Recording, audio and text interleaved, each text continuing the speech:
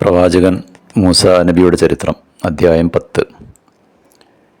മൂസ അവതരിപ്പിച്ച ആ ദൈവിക ദൃഷ്ടാന്തത്തിന് മുന്നിൽ ജാലവിദ്യക്കാർ ഒന്നടങ്കം പരാജയപ്പെട്ടു. അവർക്ക് മനസ്സിലായി ഇത് ഒരിക്കലും ഒരു മനുഷ്യൻ്റെ കഴിയിൽപ്പെട്ടതല്ല, ഇത് തികച്ചും ദൈവികമായ ഒരു ദൃഷ്ടാന്തം തന്നെയാണ്. അങ്ങനെ ആ ജാലവിദ്യക്കാർ ഒന്നടങ്കം പ്രഖ്യാപിച്ചു, ഞങ്ങളിതാ മൂസയുടെ ദൈവത്തിൽ വിശ്വസിച്ചിരിക്കുന്നു.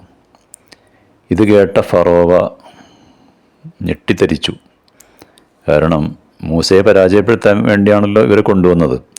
അപ്പോൾ ഇവർ തന്നെയും മൂസയുടെ ദൈവത്തിൽ വിശ്വസിച്ചിരിക്കുകയാണ്. ഫറോവക്ക് ക്ഷമിക്കാൻ കഴിഞ്ഞില്ല. ഫറോവ അവരെ ഭീഷണിപ്പെടുത്തി, നിങ്ങളുടെ കയ്യും കാലും ഞാൻ ഛേദിച്ച് കളയും, നിങ്ങളെ കുരിശിൽ തറച്ച് കൊല്ലും എന്നൊക്കെ പറഞ്ഞ് ഭീഷണിപ്പെടുത്തി.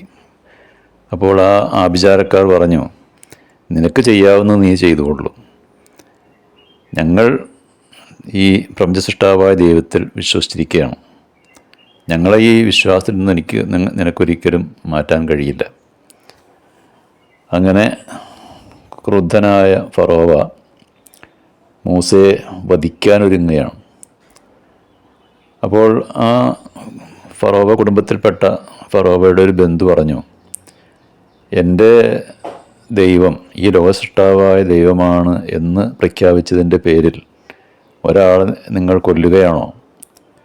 അയാൾ കളവാണ് പറയുന്നതെങ്കിൽ അതിൻ്റെ പാപഭാരം അയാളിൽ തന്നെ ഉണ്ടാകും, അയാൾ വഹിക്കട്ടെ. ഇനി അതല്ല, അയാൾ സത്യമാണ് പറയുന്നതെങ്കിൽ അയാളെ കൊന്നതിൻ്റെ പാപം നിനക്ക് ഏൽക്കേണ്ടി വരും എന്ന് ഫറോവയുടെ കുടുംബത്തിൽപ്പെട്ട കാരണവർ ഈ ഫറോവയെ ഉപദേശിക്കുകയാണ്.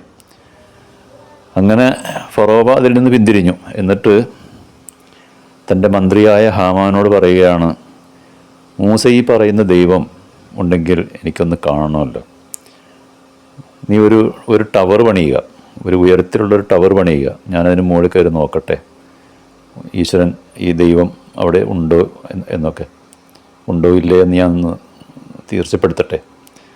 അങ്ങനെ ഹാമാൻ വലിയൊരു ടവർ പണിയുകയാണ്. ഫറോവ അതിൻ്റെ മുകളിൽ കയറി നോക്കി എന്നൊക്കെയാണ് പറയുന്നത്. പക്ഷേ മൂപ്പർക്ക് അതിന് മുകളിൽ കയറി ദൈവത്തിനും കാണാൻ കഴിഞ്ഞില്ല. അയാൾ പരാജിതനായി തിരിച്ചു പോന്നു.